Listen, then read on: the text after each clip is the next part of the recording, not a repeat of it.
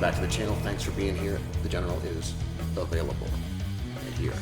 So today's concept is, well, you know, this is sort of your thoughts. So, yeah. So we've recently in some comp practices been doing untimed rounds. Now, there's a difference between untimed and sub only. Like in the language I'm using, they do probably give you the same like feel though. But so what we've been doing is typically in a comp practice, we're getting ready for certain competitions, so we will set the timer accordingly, right? Like, oh, there's like some black belt matches coming up, we're probably going to do some 10-minute rounds. If the focus is more on the MMA fighters, and we're probably doing 5-minute rounds to get them to be able to like, you know, like manage their round usage and stuff. But recently, Warren has been turning the timer off and setting a timer, but like on his phone. So that way we don't know how long it is, and he doesn't tell us. He's not like, all right, we're gonna do a 7-minute round. And it's not like, oh, we know it's a 7-minute round, but we just can't like, I can't like look at the clock and be like, oh, 2:30 left. But like you can kind of like, you know, you get like an internal feel. We have no idea. This could be a 3-minute round. It could be a 15-minute round. We have no clue, right? And what I noticed is that with some of my consistent training partners that I'm getting a lot of rules in with consistently, I've noticed a big difference in how the rule goes, whether it's timed as the timer is running and visible, or untimed as in we have no idea when the round ends, right? And like, it's just like, I feel like technique kind of more shows through when you don't know when the round's gonna end, because you're just like kind of like in the purity of it.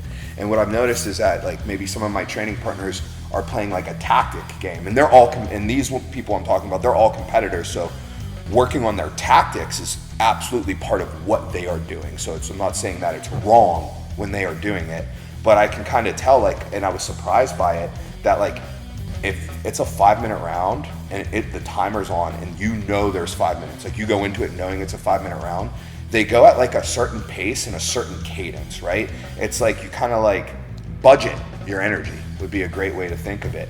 But when you don't know how long the round's gonna be, you don't know how to budget, right? You don't know what to budget for, how to budget your energy expenditure and things like that. And I've noticed that the untimed rounds seem to be a lot easier, right? Which for me makes me kind of like, you know, initially I'm like happy. I'm like, okay, right? Like if it's supposed to like heighten your technique, it's like, okay, cool, my technique is good, right? All right. So like it makes me proud of that. At the same time, I'm proud of the competitors too, because like I see like how much of a tactical game that they have in their head, which is what I need them to do when we go out and compete at sport.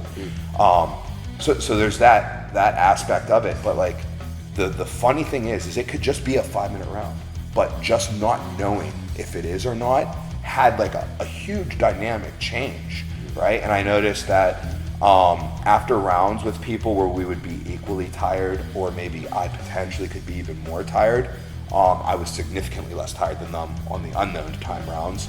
And also just like where, like I would say it's more, it had been, you know, a tougher round when the time is on for me as opposed to when the time was off, right? Like those two variables kind of like worked into my favor. And I think a big reason for that is we come in here and we roll for roughly an hour straight, and maybe more, maybe a couple minutes less because we only end on a sub. So, right, and I think it's like, you know, like my, you know, I'm familiar with it, right? Like I don't know when this is gonna end. Yeah. Like, you know what I mean? Like yeah, you just got, it's technique for technique, and I really enjoy that part of it.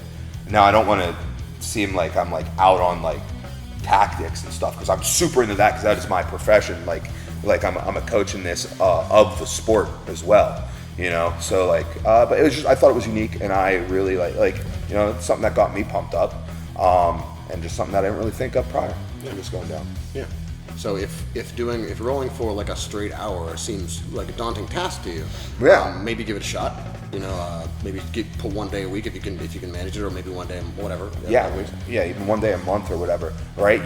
You gotta do this. Like it's great. And like I told Jared, I walked in and I was like thinking like how pumped I was driving here. Right? I'm pulling up the hill, about to pull into the parking lot. I'm pumped up, and I could only imagine like before we started doing this, like, so let's say like 10 years ago, right? If you told me I was coming to the gym and I was going to roll a 1 hour round, no breaks, I would be dreading that drive, right? Like, it's like when you know you're going to have a tough day at work. You're like, oh, the job today, we got to move like 100 sheets of drywall. You're like, shit, right? Like, that drive to work sucks, right? But like, now we come in, we do these rolls, and it's like so enjoyable and it's so beneficial.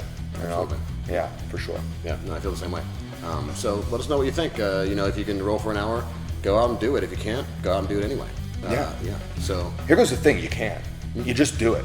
Like, you know what I mean? Like, well, okay. Like, what happens? Like, how do you not be able to? You just get your ass kicked a bunch at the end. Like, oh well, right? Like, you know what I mean? Part of it, right? Yeah. Well, and hopefully, like maybe pick a person who is at a similar kind of level or certainly ideal.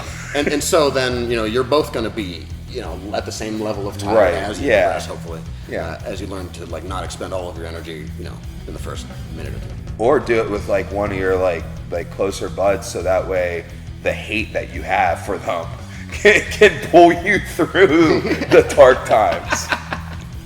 You can see some previous videos of us both surviving through only the power of hate in our hearts. That's it. That's it.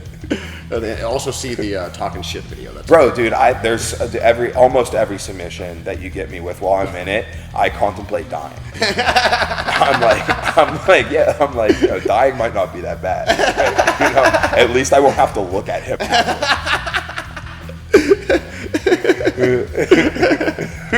Yeah, I feel the same way. All right. Well, get out there, roll for an hour, talk some shit on your friends. Thanks for watching. Do the liking and the subscribing. Hit the bell and come down and train.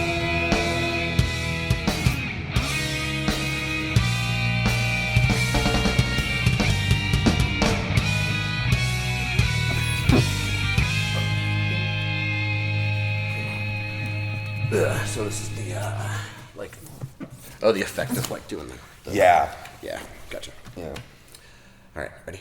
Yep. Hey everybody, welcome.